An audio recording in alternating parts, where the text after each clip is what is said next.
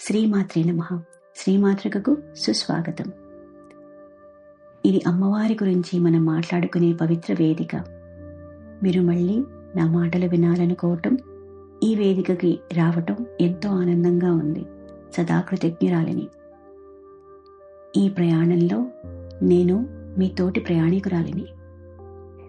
ఈరోజు నాకెందుకో అన్నీ పక్కన పెట్టి ఒక డిఫరెంట్ టాపిక్ మీద మాట్లాడాలి అనిపించింది.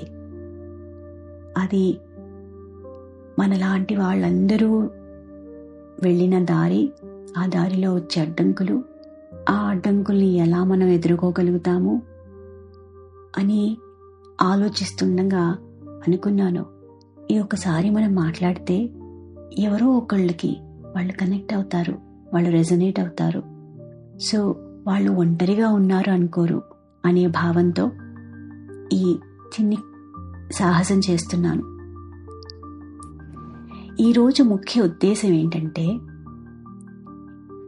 మన ఆధ్యాత్మిక చింతనలో ఉన్న వారికి కొన్ని చేదు నిజాలు ఎదురవుతాయి. అది వారి కుటుంబ సమస్యలతోనో, లేకపోతే వారికి బాహ్య ప్రపంచంతోనో, లేదా వారి అంతర్మథనంలోనో, లేకపోతే వారి బాటలో నడిపిస్తున్న వారి గురువుల వల్లనో మనకి తెలియదు.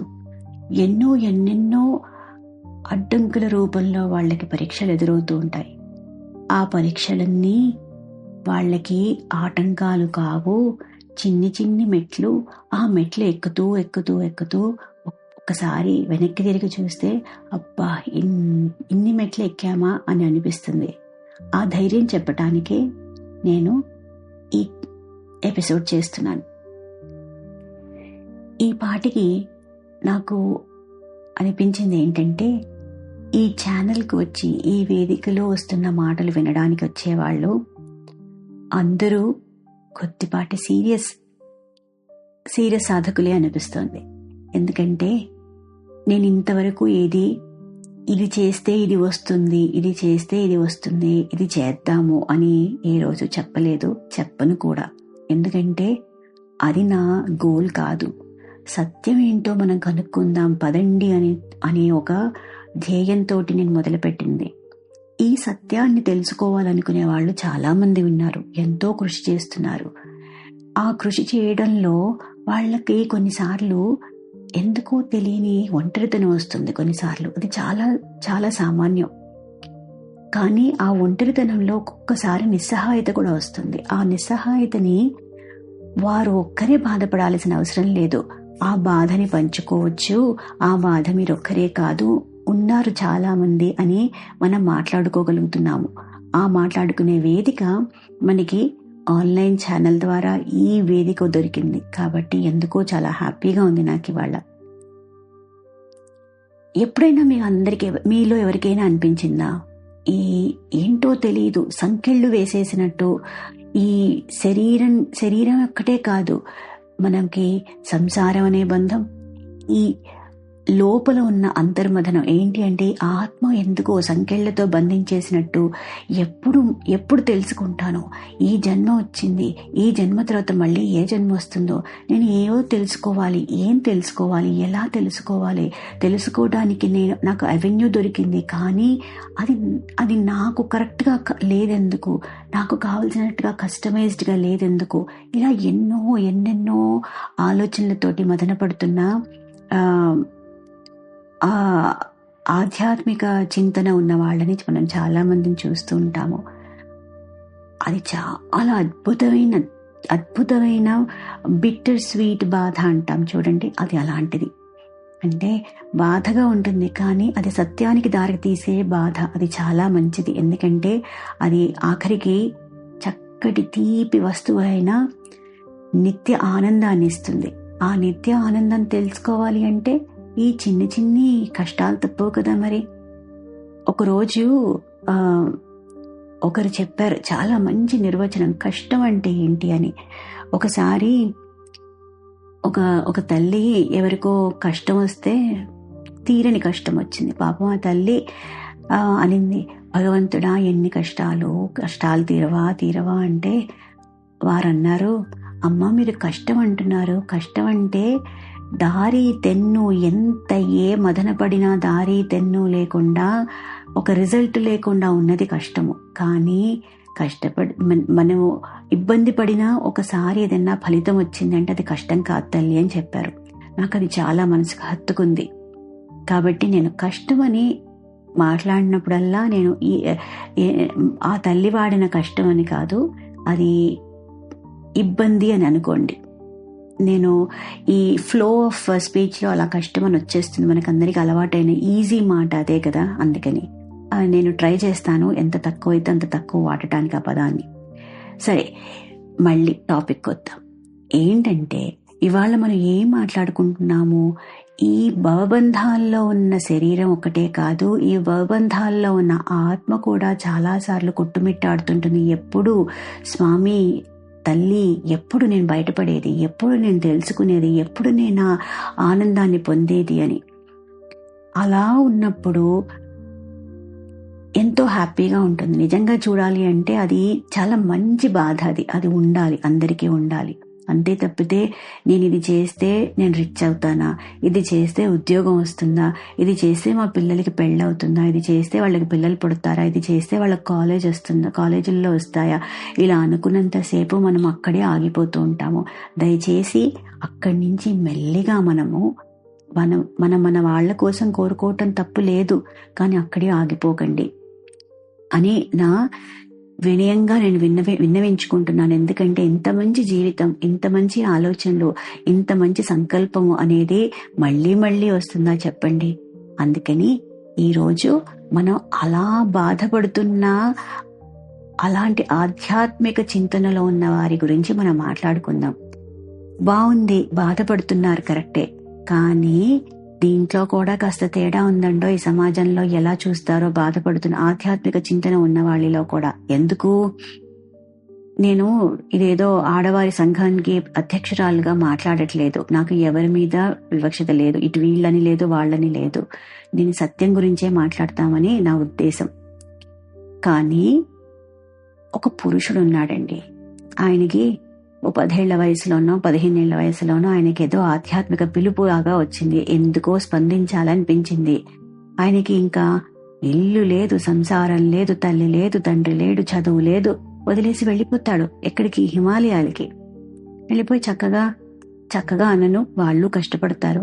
ఆ ఆధ్యాత్మిక స్వేచ్ఛ అనే దానికోసం వాళ్ళు హిమాలయాలకో లేక ఆశ్రమాలకో వెళ్ళిపోతారండి. లోకం ఏం చేస్తుంది, వారికి కొన్నాళ్ళైన తర్వాత గడ్డము మీసము పెరిగేసి వారు కాస్త చింపిరి జుట్టు వేసుకుని వచ్చాక, నేను ఏమాత్రం కించపరచట్లేదు, కానీ అలాంటి వారికి సాష్టాంగ నమస్కారం చేస్తుంది. ఆహా, మహాత్ముడు వచ్చాడు, మహాత్ముడుగా మారిపోయాడు, ఈయన సన్యాసి అయిపోయాడు అని పిలుస్తుంది. మరి అతని మనసులో ఇంకా అహంకారం, కోపం, గర్వం, లేకపోతే ఇంకా తీరని కోరికలు ఉన్నాయా లేవా మనకెలా తెలుస్తుంది? తెలియదు. అది ఆ సంఘర్షణ ఆ ఆత్మ చేయాల్సిందే కదా. కానీ అవి బయట సమాజానికి ఎక్కడ కనిపిస్తుంది? కనిపించదు. పెద్ద పెద్ద సంస్థలు కూడా తలుపులు ఓపెన్ చేసేసి రండి మీకు ఇస్తాం, మంచి మంచి దీక్షలు ఇస్తామని చెప్పి తీసుకుంటారు. మరి అదే ఒక పవిత్రమైన దివ్యమైన ప్రేమ ఒక స్త్రీ హృదయంలో పుట్టిందనుకోండి, ఏం జరుగుతుంది? ఆమె అదే పరతత్వాన్ని కోరుకోవాలి, నాకు స్వేచ్ఛ కావాలి, బంధ విముక్తురాలనవ్వాలి నేను అని కోరుకుంటే ఏం జరుగుతుంది? వెంటనే రూల్స్ మారిపోవు. ఇంక అంతే, సమాజంలోని పెద్దవారందరూ వస్తారు. వచ్చి ఏమని చెప్తారు? అమ్మా లేదు, నీదేంటి, నీ బాధ్యత ఏంటి? సంసారం చూసుకో, పిల్లల్ని చూసుకో, భర్తను చూసుకో, లేకపోతే నువ్వు ఏమీ చేయక్కర్లేదు, మొత్తం కష్టపడు, పుణ్యం వచ్చేస్తుంది. ఎందుకు వస్తుందండి పుణ్యం? మనం ఇంకొకళ్ళు పూజ చేస్తే, లేకపోతే ఇంకొకళ్ళు ధ్యానం చేస్తే వారికి సహాయం పడ్డందుకు మన పుణ్యం కాదు, వీఆర్ హెల్పింగ్ దెమ్, అంతే. ఎవరి ప్రయాణం వాళ్ళు చేయాల్సిందే, ఎవరి గోల వాళ్ళు పడాల్సిందే. ఇది సత్యం. తర్వాత ఆవిడ శారీరక ధర్మాలుంటాయి, ప్రకృతి సిద్ధమైన మార్పులు శరీరానికి వస్తాయి ఒక ఆడ మనిషికి. అవి భగవత్ సంకల్పానికి లేకపోతే భగవంతుడి యొక్క దీక్ష తీసుకోవటానికి ఎందుకు అడ్డొస్తాయండి? అవి అడ్డొస్తాయనేసి లేదు, నువ్వు ఇంట్లోనే ఉండి సాధన చేసుకో, చక్కగా నీకు పుణ్యలోకాలు వస్తాయని చెప్తారు. ఈ విషయం మీద నాకు చాలా అభ్యంతరాలున్నాయి. చాలా మంది సైన్స్ పరంగా మాట్లాడతారు, నాకు ప్రాబ్లం లేదు. నేను అదే చెప్తున్నాను, నేను వితండవాదం చేయటానికి ఇక్కడ కూర్చోలేదు, మాట్లాడట్లేదు.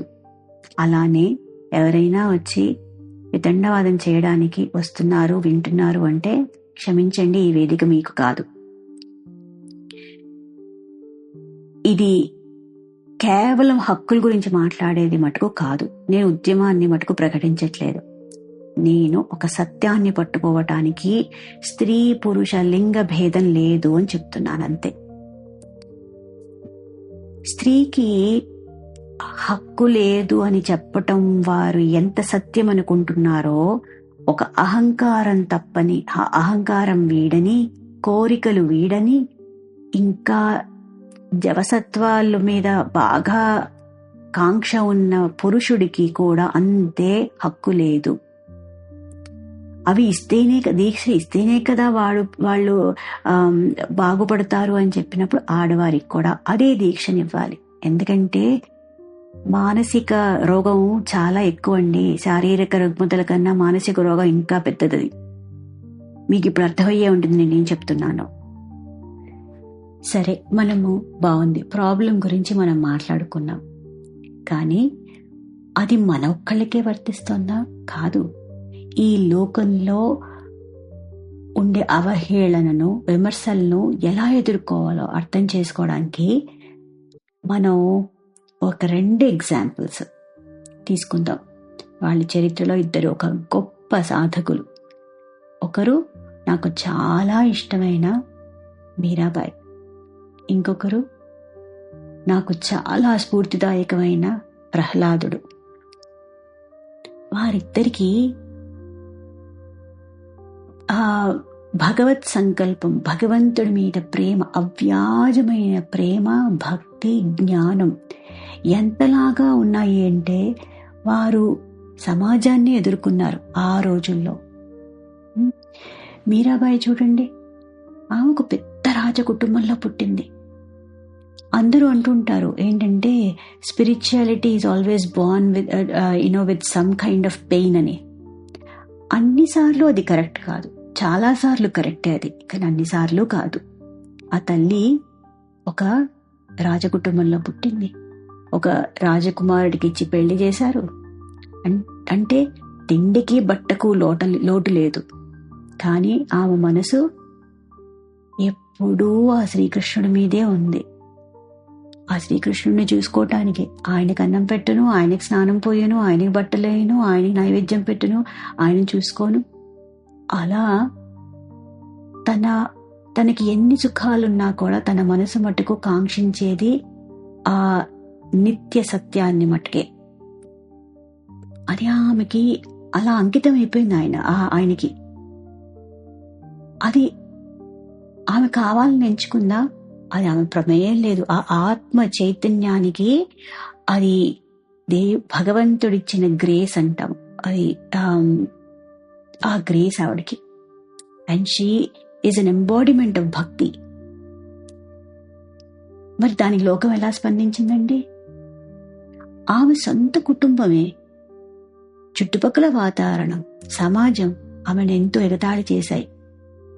ఆమెని పిచ్చిదన్నారు, చేతబడి చేశారు ఎవరో అన్నారు, ఆమె వంశ గౌరవాన్ని పాడు చేసేస్తోందని చెప్పి నిందించారు. ఆమెను ఎవ్వరు, ఆమె లోపల ఉన్న ఆనందాన్ని ఎవరు చూడలేకపోయారు. చివరికి తన భర్తనే ఆమెనే చంపేయడానికి ఓ గిన్నెడు విషయాన్ని కూడా తీసుకొచ్చి ఇచ్చాడు కదండి. మరి ప్రహ్లాదుడిని చూద్దాం.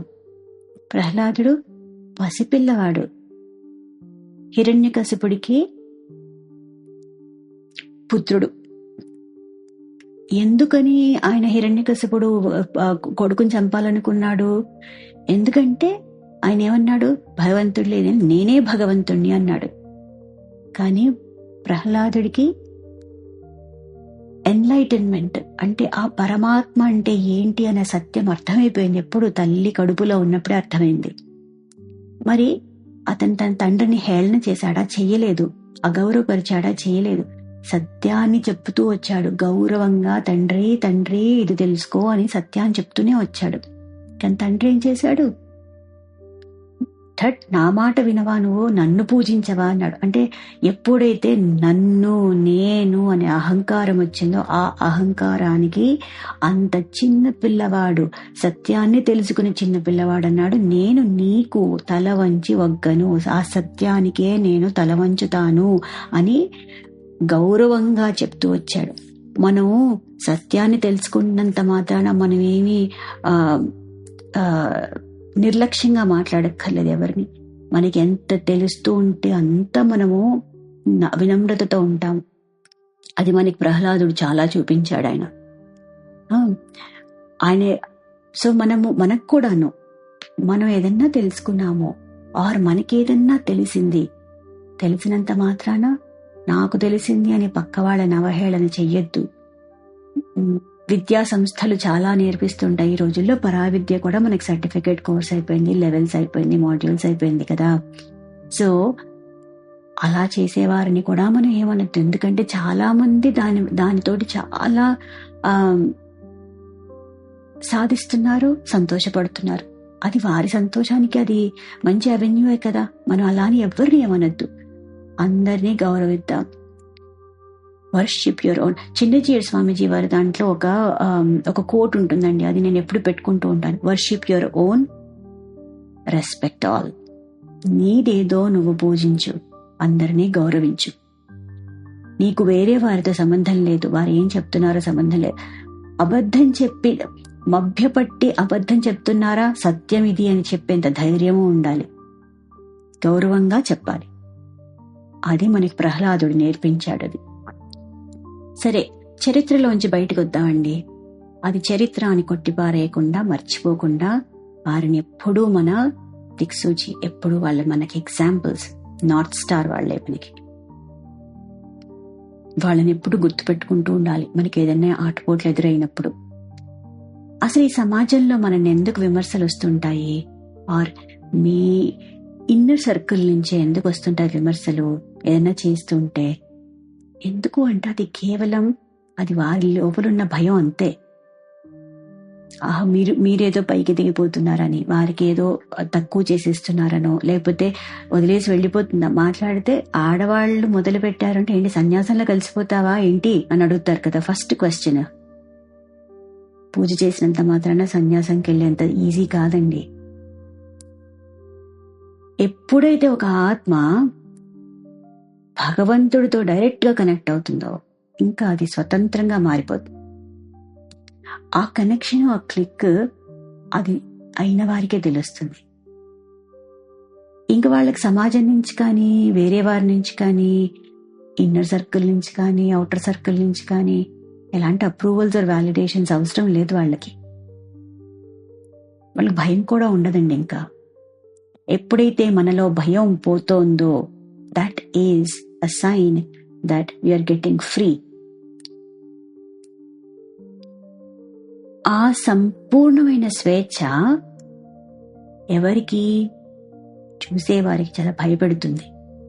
ఎందుకంటే చెప్పకుండా నిశ్శబ్దంగా ఒక స్మైల్ ఇచ్చి వాళ్ళ పని వాళ్ళు చేసుకోగలిగేంత మనస్థైర్యం పెరుగుతుంది వాళ్ళకి. అందుకే మీ పవిత్రమైన సేవ ఉందనుకోండి, ఎప్పుడైనా అహంకారం లేకుండా అలా చేస్తుంటే ఇప్పుడు ఎందుకు ఇవన్నీ, ఇంత కష్టం ఎందుకు పడుతున్నావు అని మనం లాగేసేవారు చాలా మంది ఉంటారు. అది వారికి ఉన్న ఇన్సెక్యూరిటీ. అలా అనుకుని నవ్వి వదిలేసేయండి. ఇలా వదిలేయటము అనే టాపిక్ మీద ఒక్కసారి మాట్లాడుకుందాం మనం. ఓకే, ఎందుకంటే వదిలేయటం అనేది చాలా ఈజీ కాదండి, చాలా కష్టమైన పని అది. Accept and let go is the biggest step and the final step in anything. మనం ఆధ్యాత్మిక ప్రయాణం మొదలు పెట్టాము. మొదలు పెడితే అసలు నాతో మాట్లాడడానికి నీకు టైం లేదు, నీకు పిల్లల్ని చూసుకునే టైం లేదు, ఈ పిల్లలకి దగ్గు జలుబు వచ్చింది రాగానే ఇంకెందుకు నువ్వు లేకపోతే ఏదో చికాకు పెడతారు. మనం మనుషులమే, మనము రెస్పాండ్ అవుతాం. ఎందుకు ఇంకా నువ్వు చేసే మెడిటేషన్, ఎందుకు ఇంకా నువ్వు చేసే పూజ, నీకు ఇంత చిన్నదానికి కోపం వస్తే అంటారు. ఇవి కదా, వీటి గురించి మనము మైండ్ ని డైవర్ట్ చేసుకుని మనలో మనం ఆత్మస్థైర్యం పెంచుకోవడానికే కదా ఇవన్నీ చేస్తున్నాము. సో ఈ ప్రయాణంలో బయట నుంచి వచ్చే ఘర్షణలు చాలా గాయపరుస్తుంటాయి మనని. ఎప్పుడు మనల్ని మనం సెల్ఫ్ క్వశ్చన్ చేసుకుంటూ ఉంటాం, అవునా, నిజమేనా, నేనేం చేయట్లేదా, నేనేం ఇంప్రూవ్ అవ్వట్లేదా అని వాళ్ళే మనం లాగేస్తూ ఉంటారు. సో అలా మెల్లిమెల్లిగా వస్తున్నప్పుడు కానీ మనము చేయాల్సింది ఒక్కటే, చిన్న చిన్న అడుగులు వేస్తూనే ఉండాలి. యాజ్ మచ్ యాజ్ పాసిబుల్ నిశ్శబ్దంగా ఉండటం నేర్చుకోవాలి. అలా ఉండంగా ఒక అద్భుతం జరుగుతుందండి. ఎందుకంటే ఆ సత్యం ఉందే, నిత్య సత్యం, ఆ నిత్య సత్యం అనేది మనలో ఎప్పుడైతే లోపలికి జీర్ణించుకుపోయి ఇంకా మనకి తెలుస్తుందో ఇదే నా గోల్ అని తెలుస్తుందో ఇంకా మనని ఆపేవారు ఉండరు. అప్పుడు ఏంటంటే మనకి నెమ్మదిగా తుఫాన్లన్నీ తగ్గిపోతూ ఉంటాయి. వేరే వాళ్ళు ట్రై చేస్తూ ఉంటారు, ఆ ట్రయల్స్ ఎప్పుడూ ఆగవు. ఏది భావోద్వేగాలకి లోనుపరిచే ఆ అలలు తీసుకొచ్చే ట్రయల్స్ ఎప్పుడు మారవు. కానీ మనము అలలా ఎప్పుడు ఊరికే ఎగిసి పడం మనం. మీకు ప్రపంచం కూడాను మనకి చాలా విమర్శలు కురిపిస్తుంది. అంతెందుకు ఈ రోజుల్లో ఒక చిన్న మాట మాట్లాడాలన్నా ఎవరికైనా కూడా భయపడుతున్నారు. ఎందుకంటే at the mercy of the clicks of the fingers, right, అన్ని డివైసెస్లో ఏం మాట్లాడతామో, ఏమి కామెంట్ పెడతామో, ఏమి అంటున్నామో కూడా తెలియకుండా రాసేస్తున్న రోజులు ఇవి. కాబట్టి అలా మనకి ప్రపంచం నుంచి కూడా ఎంతో ఎగతాళి, ఎంతో హేళన, ఎన్నో విమర్శలు వస్తుంటాయి. అయినా కూడా మనకి ఏమీ అనిపించదంటే వినిపిస్తుంది కానీ లోపల టచ్ చేయదు. ఆ ధైర్యం వస్తుంది మనకి. ఈ ఏమీ అనిపించని స్థితి గురించి ఒక్క క్షణం మనం మళ్ళీ మాట్లాడుకుందాం. ఇది నిశ్శబ్దానికి నిజమైన మైలురాయిది. దేనికి? వైరాగ్యానికి. ఇదే సంపూర్ణమైన ఆధ్యాత్మిక స్వేచ్ఛ అంటే. వైరాగ్యం అంటే నాకేముంది, నేను నమో నారాయణ, ఏకో నారాయణ హరి అని ఇలా కాదు. కోపం వస్తే నాకు వైరాగ్యం వచ్చిందని అనకూడదు. వైరాగ్యము ఎలా రావాలి? జ్ఞానంతో రావాలి. ఈ కట్టె కాలితేనే కదా, అది బూడిదవుతేనే కదా, అది కాస్త భస్మం అయితేనే కదా ఆ శివుడు తన పాలనేత్రం మీద రాసుకునేది విభూతి కింద. మరి ఈ కట్టె కాలకుండా ఆయన దగ్గరికి ఎలా వెళ్తాం మనం? ఈ ఆధ్యాత్మిక చింతన అనేది ఒక సాధన. ఆ సాధనలో వచ్చే ఇబ్బందులు, మనకి వచ్చే పరీక్షలు, ఆ పరీక్షలు మనకి అవి అగ్ని పరీక్షలు. ఆ అగ్ని పరీక్షలు మనని పవిత్రము చేస్తాయంటే ఎన్ని అగ్ని పరీక్షలు వస్తే మనకేంటండి? బ్రహ్మాండంగా అడుగులు వేస్తూ వెళ్దాం అగ్నిలోకే, ఏమీ పర్వాలేదు. వచ్చిన ప్రతిసారి మనము ఒక్కొక్క మెట్టెక్కుతూ పవిత్రంగా బయటకు వస్తూ ఉంటాం. మరి మీరాబాయికి ఆ విషాన్ని ఇచ్చినప్పుడు ఆమె ఏం చేసింది? ఆ రాజుదేవన పోట్లాడిందా? వాదించిందా? ఏం లేదు. తన మనసుని పూర్తిగా భగవంతుడిలో లీనం చేసి ఆ విషాన్ని తాగేసింది. ఆ విషయం కాస్త ఆవిడికి అమృతంగా మారిపోయింది. ఏమీ పని చేయలేదు. ప్రహ్లాదుడు వాళ్ళ తండ్రి మంటల్లో కూర్చోబెట్టాడు, అయినా ద్వేషించలేదు. కేవలము ఆయన భగవంతుడినే స్మరించుకున్నాడు. మరి ఆ మంటలు ఆయన ఏమన్నా చేశాయా? ఏమీ చేయలేదు. ప్రపంచం చేసే విమర్శలు మన హృదయంలో ఏ స్పందన కలిగించని స్థితికి మనం చేరుకున్నామనుకోండి, మీరు కూడా మీరా ప్రహ్లాదులు చేసిన పనే చేశారు. మీరు ఈ బాహ్య ప్రపంచం యొక్క విమర్శలనే విషయాన్ని తీసుకొని మీ నిశ్శబ్దంగా చేస్తున్న సాధన ద్వారా దాన్ని నిర్వీర్యం చేసేశారు. ఇంకా అది ఎందుకు తాకుతుంది మిమ్మల్ని? మీరు వాదించక్కర్లేదు, మీ మార్గాన్ని సమర్థించుకోక్కర్లేదు, అండ్ మనుషుల ముందు మీ అర్హతను కూడా ప్రతిసారి నిరూపించుకోక్కర్లేదు, అసలు ట్రై చేయక్కర్లేదు. అన్నీ వదిలేసి మీ దారి మీరు వెళ్ళిపోతూ ఉంటారంతే. ఎంత బాగుంది! ఈజీగా కాదండి, ఇది అస్సలు ఈజీ కాదు. ఏదో ఈజీగా కూర్చొని ఇక్కడ నేను మైక్ ముందర మాట్లాడుతున్నాను అనుకోకండి. ఇది అందరూ ఆధ్యాత్మిక చింతనలో ఉన్న ప్రతివారు, సంసారంలో ఉన్న ప్రతివారు పడుతున్నది. ఇది ఆడకి సంబంధం లేదు, మగవాడికి సంబంధం లేదు, ఇది అందరికీ వర్తించేది. ఇది మనం ఎప్పుడు మన ఆత్మగౌరవంతో ఎప్పుడు ముందుకు సాగుతూ ఉండాలి. నా విన్నపం ఒకటి ఈరోజు ఏంటంటే, ఎలా ముందుకు సాగాలో కూడా చూడాలి కదా. మనం ప్రాబ్లం మాట్లాడుకున్నాం, ఎగ్జాంపుల్స్ తీసుకున్నాము, వాళ్ళేం చేశారో తెలుసుకున్నాం. మరి ఇప్పుడు మనం ఏం చేయాలో కూడా తెలుసుకోవాలిగా. అది తెలుసుకోవాలంటే కొన్ని మార్గాలున్నాయి. ఏంటవి?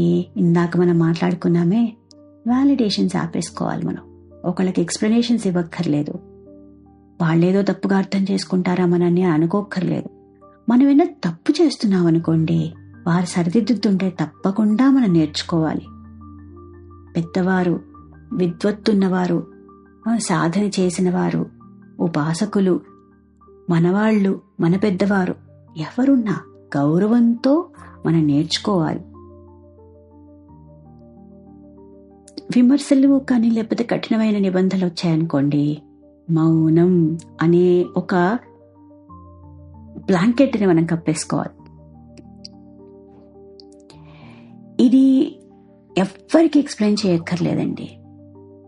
ఎందుకంటే ఆధ్యాత్మిక మార్గం అనేది ఇది మీ సొంత ప్రయాణం, మీ అనుబంధం భగవంతుడితో. కాబట్టి ఇది మీ హృదయంలో భద్రంగా దాచుకోండి. నెక్స్ట్, మీరు చెయ్యడానికి అర్హులు కారు అన్నారు ఎవరో బయట వాళ్ళు. మనసులో చేసుకోలేరా? కళ్ళు మూసుకోండి. మీ శరీరమే శ్రీచక్రం, నవరంధ్రాలే నవ ఆవరణలు. ఆలోచించుకోండి, ఎంత బాగుంటుంది. ఇదే భావనోపనిషత్తు, ఇంకేదీ లేదు. ఇలా మన శరీరాన్ని దేవాలయం చేసుకుని హృదయం అనే పవిత్రమైన గర్భగుడిలో భగవంతుణ్ణి నిలుపుకున్నప్పుడు మనకి బాహ్య ప్రపంచంతో పనే ఉందండి. ఎక్కడో పెద్ద పెద్ద గుళ్ళు కట్టి లోపల పెట్టి మనకి క్యూలు కట్టి చూపించే భగవంతుడు, మనం దర్శించాలనుకున్న భగవంతుడికి మన ఒళ్ళో ఉన్న భగవంతుడిని మనం దర్శించుకోవడంలో ఎంత ఆనందం ఉంది. ఆ ఆనందాన్ని అనుభవించండి. మూడోది, ఒక్కసారి ఏమవుతుందంటే ఒక స్పందన అనేది వస్తుంది. ఎందుకంటే the path that we are taking, the ఆధ్యాత్మిక చింతన అనేది అది ఒక ప్రయాణం. అది ఆ ప్రయాణంలో కొన్నిసార్లు మంచి మంచి థాట్స్ వస్తాయి, మంచి మంచి మాటలు వస్తాయి, మంచి మంచి కళలు వస్తాయి. అవన్నీ చక్కగా ప్రేరణతో తీసుకోండి, చెయ్యండి అవి. ఎందుకంటే ఆ భగవత్ సంకల్పం ఏంటో మనకు తెలీదు. మిమ్మల్ని ఒక ఇన్స్ట్రుమెంట్గా వాడుకోవచ్చు, మిమ్మల్ని ఒక మీడియం కింద వాడుకోవచ్చు. దేనికి? ఆ సత్యాన్ని తెలుసుకోగలిగే మీరు ఒక పాట రాస్తే మేబీ దాంట్లో చక్కటి సత్యానికి నిర్వచనం రాస్తారేమో. మాటలు రాస్తే చక్కగా భగవంతుడంటే ఏంటో రాస్తారేమో. అది చదివి వేరే వాళ్ళు చాలా ఇన్స్పైర్ అవుతారేమో, వాళ్ళు మొదలు పెడతారేమో వాళ్ళ ఆధ్యాత్మిక ప్రయాణం. మనం ఎలా ఉపయోగపడతామో ఎవ్వరికీ తెలియదండి. ప్రతిదీ మనం చెప్పుకోక్కర్లేదు. నేను ఇది చేశా, నేను అదే చేశా, నాకు ఇంత ఉంది, నాకు అంత ఉంది, ఏమి చెప్పుకోవద్దు. ఇదిగో ఈ ప్రయాణంలో ఇప్పుడు మనకి చెట్టు ఉందండి, కొన్ని పళ్ళు ఉంటాయి, కొన్ని కొన్ని చేదుగా ఉంటే మనకి ఇంకా ఏంటంటే కాయ ఉంటుంది, ఇది మామిడి పండు ఉంటుంది, పిందగా ఉన్నప్పుడు కొన్నిసార్లు బాగుంటుంది, కానీ కొన్నిసార్లు వగరుగా ఉంటుంది. అది ఆ రుచి తెలిసిన వాళ్ళకే తెలుస్తుంది కదా. వాళ్ళు ఒకవేళ కనుక చిన్నపిల్లవాడు వెళ్ళి ఆ చిన్న వగరుగా ఉన్న కాయని కొట్టడానికి ట్రై చేశాడు అనుకోండి, ఏం చెప్తారో రుచి తెలిసిన వాళ్ళు, ఇక వద్దు నాన్న, ఇది తినకు, ఇది బాగుండదు, నీకు ఇంకోటి చూపిస్తానే, ఇది కొట్టు, ఇది బాగుంటుంది, ఇది ఇలా ఇంత సైజులో ఉండి ఇది ఇలా ఉంటే బాగున్నట్టు, ఇలాంటిది తిను అని చెప్తారు. ఆ రెసిపీ ఇచ్చేదే ఈ ఆధ్యాత్మిక చింతనలో ప్రయాణం చేసేవాళ్ళు. ఎవరికి? ఆధ్యాత్మిక చింతన మొదలు పెడదాం అనుకునే వారికి. మనం ఇచ్చేది రెసిపీ ఒకటే, వండుకోవాల్సింది వాళ్ళు, తినాల్సింది వాళ్ళు. నేనే వండి పెడతా, నేనే నోట్లో కుక్కుతాను అంటే వాళ్ళకి ఎలా ఎక్కుతుంది? ఎక్కదు. మింగాల్సింది కూడా వాళ్లే. కాబట్టి మనదల్లా దృష్టి, మార్గం ఇది ఏదో బాగుందేమో, నేను ఎంజాయ్ చేస్తున్నాను, just come with me, let's see what it is అని ఒక తోటి ప్రయాణికుల్లాగా మనము నడిచిన రోజు మనకేవి అంటుకోవు, మనన్నెవరు ఆపరు. అసలు ఇంకా మనకి ఈ సత్యాన్ని చెప్పటానికి మనకి ప్రపంచం యొక్క పర్మిషన్ ఎందుకు అక్కర్లేదు. ఇది అందరికీ చెందిందే కదా. ఈ విద్య, ఈ సత్యం అందరికీ చెందిందే. కాబట్టి మీరు ఒంటరిగా లేరు, మీలాగే చాలా మంది ఉన్నారు ఈ ప్రయాణంలో. కాబట్టి బెంగ పెట్టుకోవద్దు. ఎప్పుడన్నా ఆర్ద్రతతో కన్నీళ్లు వచ్చినప్పుడు ఆ కన్నీళ్లు చాలా మృదువైన కన్నీళ్లు, చాలా తీపి కన్నీళ్లు అని గుర్తుంచుకోండి. నిస్సహాయ స్థితిలో ఉన్నప్పుడు, భగవంతుణ్ణి చేరుకోలేకపోతున్నాము అనే నిస్సహాయ స్థితిలో ఉన్నప్పుడు అది ఒక పెద్ద మైల్ స్టోన్ అని గుర్తించండి. ఆ విరహం చాలా మంచిదని అర్థం చేసుకోండి. ఈరోజు నాకు ఇంత టైం ఇచ్చి మీరు నా మాటలు విన్నందుకు ఎంతో కృతజ్ఞురాలిని. దీనికి బాధపడకండి, ధైర్యంగా ఉండండి, నిశ్శబ్దంగా ఉండండి, మీ వెలుగులో మీరే ప్రకాశించండి. ఆ జగన్మాతకు, గురుతత్వానికి, మన గురువులందరికీ, మన తోటి కుటుంబ సభ్యులకి ఈ ప్రయాణంలో సహాయపడుతున్నందుకు సదా కృతజ్ఞురాలిని. శ్రీమాత్రే నమః.